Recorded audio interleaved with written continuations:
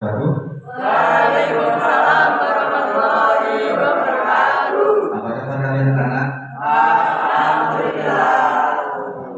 Kelas 12 IPA kan ini? Meskipun sulit tapi kita segera semuanya. Berarti nikmat Allah yang seperti ini patut kita syukuri dengan jalan alhamdulillah. Oke, sesuai dengan ujian kelompok yang telah kalian bagi beberapa waktu yang lalu. Ini ada kelompok satu yang mau presentasikan tentang apa? Pengolahan makanan khas daerah. Pengolahan makanan khas daerah. Nanti akan dibacakan kelompok satu dan tolong kalian nanti aktif dalam bertanya. Boleh bebas ya. Waktu dan tempat saya persilakan.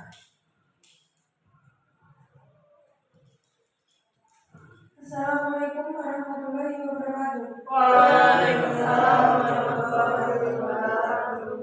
Alhamdulillahirrahmanirrahim. Wassalatu wassalamu ala asyrofil anbiya'i wal mursalin sayyidina wa maulana Muhammadin. Yang kami hormati Bapak Nanang selaku pengampu pembelajaran prakarya dan teman-teman yang saya sayangi. Pertama-tama, marilah kita panjatkan puja dan puji syukur kehadirat Allah Subhanahu wa Ta'ala yang telah melimpahkan taufik serta hidayahnya kepada kita semua, dan tidak lupa pula kepada Nabi kita Nabi Agung Nabi besar Nabi Muhammad SAW yang sudah membawa kita dari zaman jahiliyah menuju zaman keislaman seperti saat ini. Kami di sini untuk mempresentasikan tentang pengolahan makanan khas daerah modifikasi dari bahan pangan nabati dan hewani. Kelompok kami terdiri dari 5 orang, yaitu Amelia, Alfi, Fenstar, Gatari, dan Putri Kalendina. Yang pertama adalah pemaparan materi yang akan disampaikan oleh saudari Putri. Dipersilakan.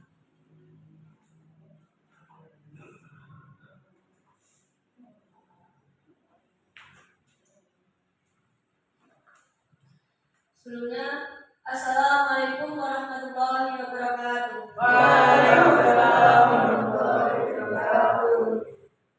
Yang terhormat Bapak Nanang selaku guru prakarya, dan yang saya banggakan dan juga sayangi untuk teman-teman semuanya.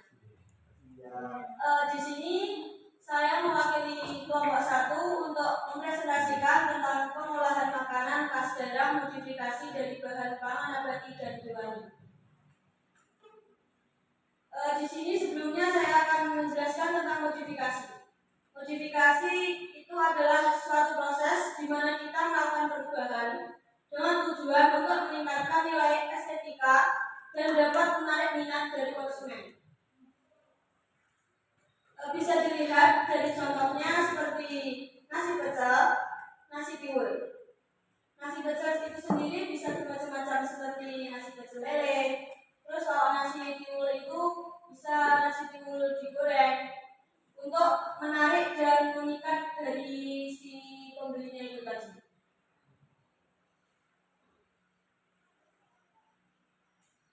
Untuk makanan nabati adalah makanan yang berasal dari tumbuhan. Contohnya kacangan. Kacang-kacangan terdiri dari kacang kedelai, kacang tanah, dan yang lainnya. Dan yang kedua adalah sayur-sayuran seperti bayam, kangkung, dan sebagainya. Yang ketiga rempah-rempah yang terdiri dari lengkuas dan lain-lain. Makan hewani adalah makanan yang berasal dari hewan, contohnya unggas yang terdiri dari ayam, ternak yang terdiri dari sapi dan juga kambing.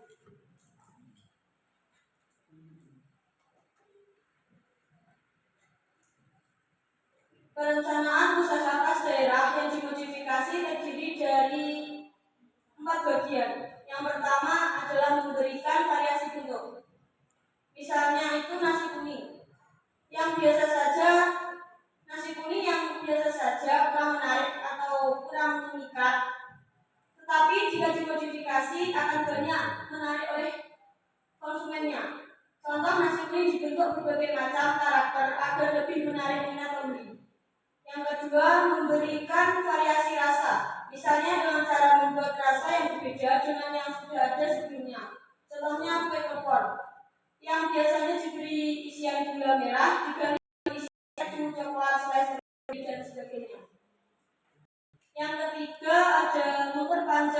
usia produk agar lebih awet. Modifikasi cara memperpanjang usia makanan dilakukan dengan cara penambahan bahan kimia, misalnya garam dan juga gula. Secara biologi, ya, misalnya dengan fermentasi, pengasaman, pengamisan, dan pemanisan.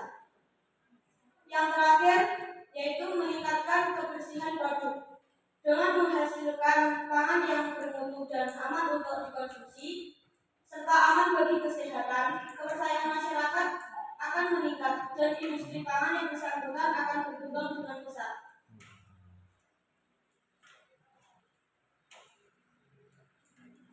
Selain itu, ada beberapa alasan untuk usaha makanan khas daerah yang sangat berpotensial. Yang pertama itu produknya sangat bervariasi. Bervariasi itu artinya sangat bermacam-macam. Yang kedua, bahan baku mudah didapat. Yang ketiga, teknologi pengolahan cukup sederhana dan dapat dipelajari. Yang keempat, investasi alam dan mesin dapat disesuaikan dengan dana yang tersedia. Yang kelima, pilihan pemasaran sangat beragam dan mudah didapat. Yang keenam, pasar sangat terbuka dan lebar. Yang terakhir, makanan khas daerah termasuk makanan yang merupakan kebutuhan wajib manusia. Dalam menciptakan peluang usaha, makanan khas daerah banyak faktor yang mempengaruhinya. Di antaranya, yang pertama ada ide usaha. Ide usaha itu terbagi menjadi dua. Yang pertama ada faktor internal. Faktor internal yaitu faktor yang berasal dari dalam diri seseorang. Misalnya, pengetahuan yang dimiliki, pengalaman yang pernah dilalui, kemampuan untuk melihat dan menjadikan pengalaman orang lain sebagai pelajaran, dan yang terakhir, intuisi yang merupakan pemikiran yang muncul dari individu itu sendiri. Yang kedua adalah faktor eksternal. Faktor eksternal adalah hal-hal yang dihadapi seseorang dan merupakan objek untuk mendapatkan sebuah inspirasi bisnis. Yang termasuk faktor eksternal adalah masalah yang dihadapi dan belum terpecahkan, kesulitan yang dihadapi sehari-hari, kebutuhan yang belum terpenuhi baik itu dirinya maupun orang lain, dan yang terakhir, pemikiran yang besar untuk menciptakan sesuatu yang baru. Yang kedua ada resiko usaha. Resiko usaha adalah kegagalan atau ketidakberhasilan dalam menangkap peluang usaha.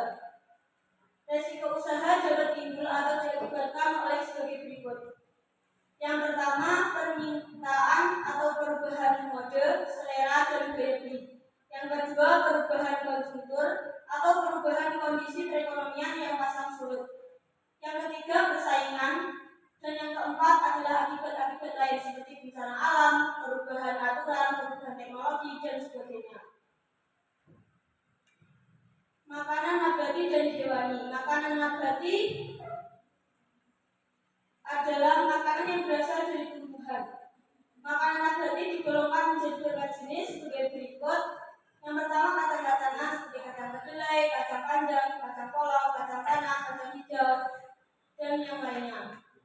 Sementara itu ada sayur-sayuran seperti sayur toge, bayam, kangkung, dan brokoli. Setelah itu ada rempah-rempah yang terdiri dari lengkuas, kunyit, temulawak, kencur, dan jahe. Dan mungkin yang terakhir adalah umbi-umbian yang terdiri dari kentang, singkong, dan ubi jalar. Selain ada makanan nabati, ada juga makanan hewani yang terdiri dari unggas dan yang terdiri misalnya adalah ayam.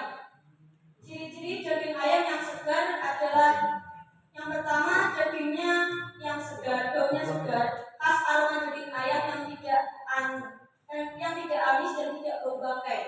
Yang kedua, daging ayam yang segar memiliki penampilan warna kulit putih mengkilat tanpa memas serta bersih dari bulu jarum dan bulu halus. Yang kedua ada bebek. Ciri-ciri daging bebek yang baik adalah sebagai berikut. Yang pertama, memilih bebek yang masih muda agar dagingnya lebih empuk dan putih. Yang kedua, daging bebek yang segar dapat dilihat dari kulitnya yang berwarna putih dan sebagainya. Selain itu ada ternak, misalnya ada sapi. Ciri-ciri sapi yang segar adalah yang pertama, dagingnya itu berwarna merah terang dan lemaknya berwarna kuningan. Yang kedua, tekstur dagingnya kenyal. Yang kedua ada kambing.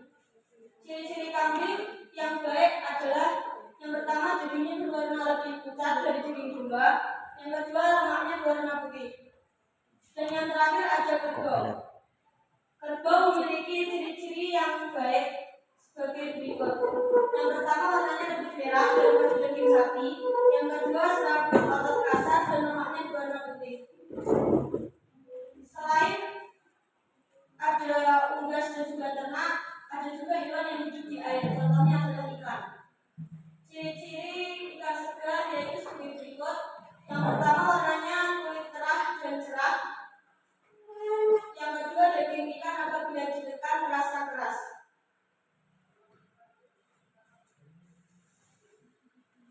Mungkin itu selain yang dapat saya sampaikan untuk teman-teman. Jika ada salah kata dan kurang lebihnya dari saya mohon maaf. Akhir kata, bila taufiq wal hidayah, wassalamualaikum warahmatullahi wabarakatuh. Waalaikumsalam warahmatullahi wabarakatuh.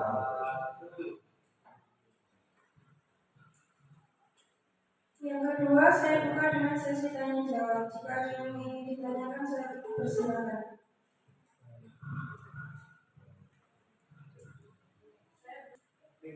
Assalamualaikum warahmatullahi wabarakatuh. Waalaikumsalam warahmatullahi wabarakatuh. Perkenalkan, nama saya Dea dari kelas 12 IPA. Ingin bertanya, alasan apa yang menjadikan makanan khas daerah berbeda-beda?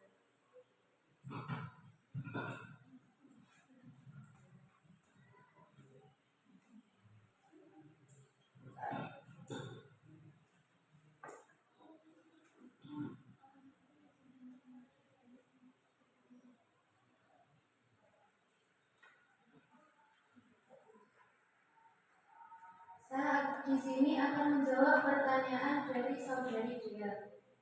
Alasan usaha makanan khas daerah berbeda karena setiap daerah memiliki unggulan yang berbeda-beda, memiliki baku yang berbeda, dan teknik pengolahan cukup sederhana dan dapat dipelajari. Investasi alat dan mesin dapat disesuaikan dengan dana yang tersedia. Pilihan kemasan sangat beragam dan mudah didapat.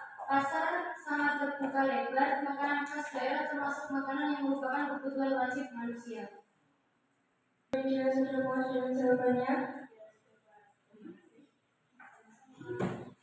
selanjutnya ada yang ditanya lagi.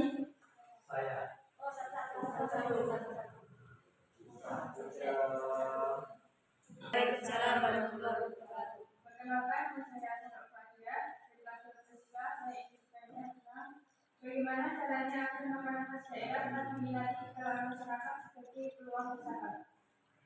Bagaimana caranya makanan khas daerah?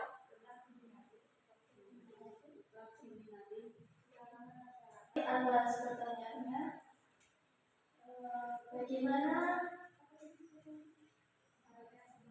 bagaimana cara agar makanan tetap dinikmati? Itu yang pertama, memberikan variasi bentuk. Kan biasanya dalam suatu restoran menyajikan makanan yang bentuknya seperti itu terus. Jadi supaya pelanggan tidak bosan dan tertarik, kita harus memberi atau merubah bentuk dari penyajian tersebut. Yang kedua, memberikan variasi rasa. Misalnya kita menjual roti, kan roti isinya tidak mungkin hanya coklat ataupun keju. Kita bisa menambah dengan variasi rasa keju, jeruk, stroberi, dan lain-lain.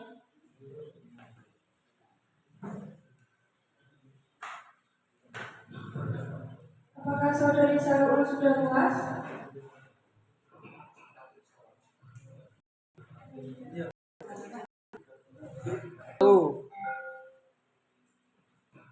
Selanjutnya yang ditanya lagi.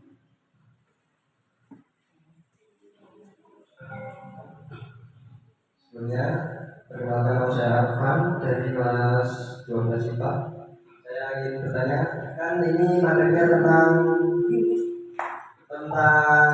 makanan khas daerah ya. Nah, untuk makanan khas daerah Ponorogo itu sendiri, itu yang makanan khas daerahnya apa? Mungkin yang dominan dan terkenal di luar daerah Ponorogo. Terima kasih.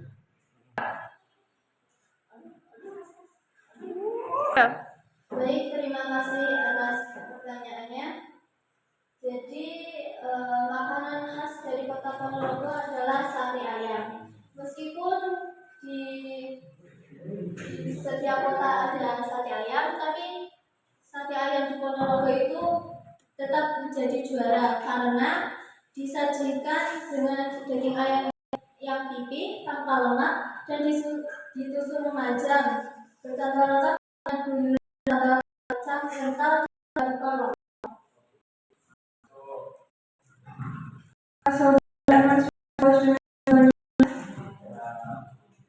Oke, ada yang ditanyakan lagi?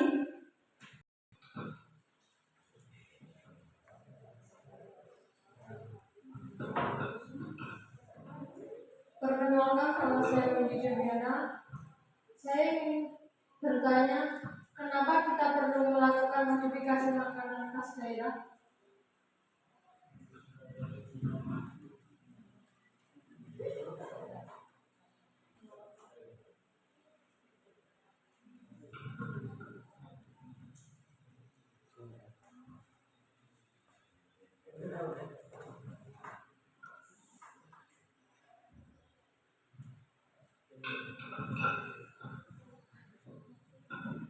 Terima kasih atas pertanyaan dari saudari Windy. Tujuan memodifikasi makanan khas daerah adalah untuk membuka peluang mengembangkan produk panganan khas daerah yang lebih bervariasi lagi, karena produk pengembangan makanan dapat dilakukan melalui modifikasi dengan bervariasi dan dapat berbeda-beda di setiap daerah. Agar lebih digandrungi masyarakat, harus melakukan memodifikasi makanan agar lebih menyehatkan dengan mengurangi porsi penyajian dan mengurangi kandungan gula.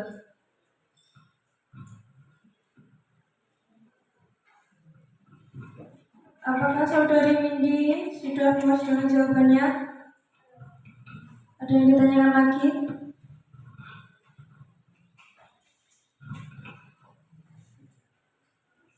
Assalamualaikum warahmatullahi wabarakatuh. Waalaikumsalam warahmatullahi wabarakatuh.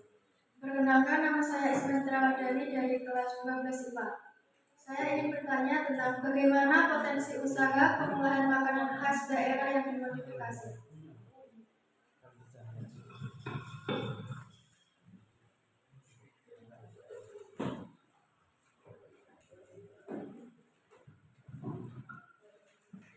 Terima kasih atas pertanyaannya. Jadi, alasan kenapa potensi usaha pengolahan modifikasi makanan khas daerah dapat dibilang cukup baik, karena hal tersebut makanan khas daerah yang dimodifikasi sesuai dengan selera target pasar memiliki potensi yang lebih baik untuk menarik konsumen. Apakah saudari Isma sudah puas dengan jawabannya?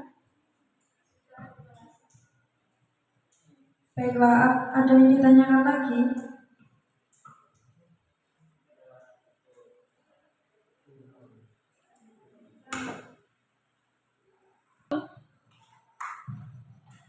Jika sudah tidak ada yang ditanyakan, maka saya akan tutup dengan bacaan Alhamdulillah. Alhamdulillahirrahmanirrahim. Yang ketiga adalah kesimpulan dari presentasi hari ini. Kepada saudari Putri dipersilakan.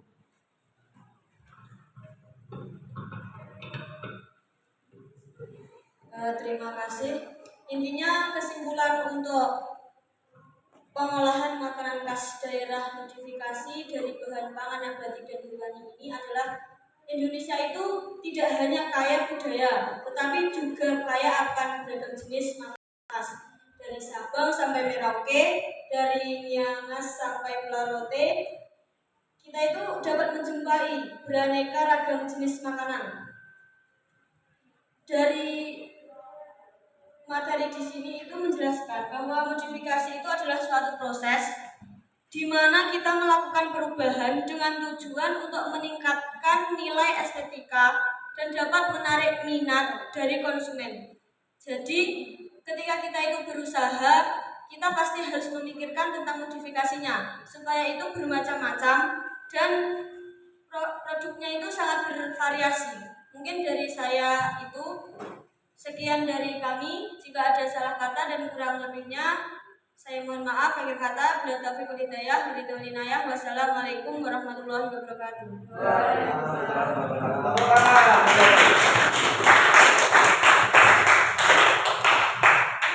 Oke, terima kasih. Itu tadi tampilan dari kelompok 1 yang dimoderatori oleh tadi terlalu cepat ya. Maksudnya perkenalan nama-nama anggotanya ini jadi kurang sip. Nanti ketika disebutkan lagi terus ada gitu. Berarti kan biar kenal. Coba diulang lagi. Coba anggota-anggotanya. Ya.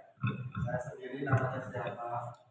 Anggota kami terdiri dari 5 anggota, yaitu saya sendiri Ganista Rasati, Saya sendiri Amelia Elsa sebagai sesi menjawab pertanyaan.